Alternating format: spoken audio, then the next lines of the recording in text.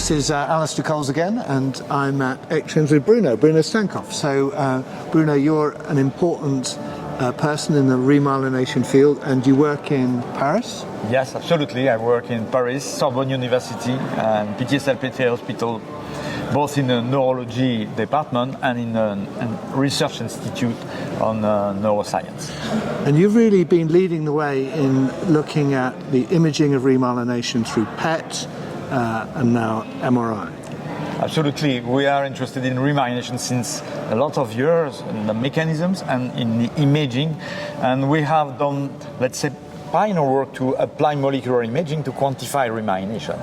But we realized that it was not so democratic. PET is expensive, difficult to apply. So now we are trying to apply simplest tool using artificial intelligence and generative algorithms. So the work that we've just heard about, we literally just heard about, is using simple MRI sequences to model what you saw in PET and assess remyelination and demyelination. Absolutely.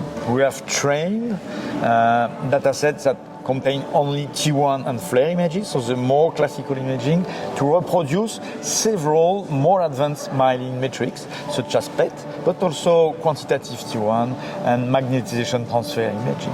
And we were able to reproduce all those modalities through this algorithm using only T1 and flare, and then to apply this in cohort and to extract indices of demyelination and remyelination over time.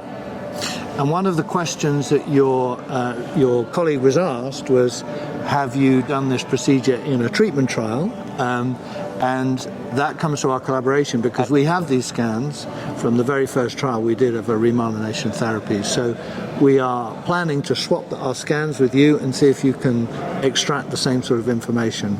Absolutely. It would be amazing to reanalyze some data from your trial, applying this new metric that is easy now to apply. You have the T1, you have the flare, you have all the acquisition necessary. And so we'll be able to check if this algorithm adds something on the top of what you have already done on your data with magnetization transfer imaging, for instance. Yeah, terrific. Thank you, Bruno. Thank you very much.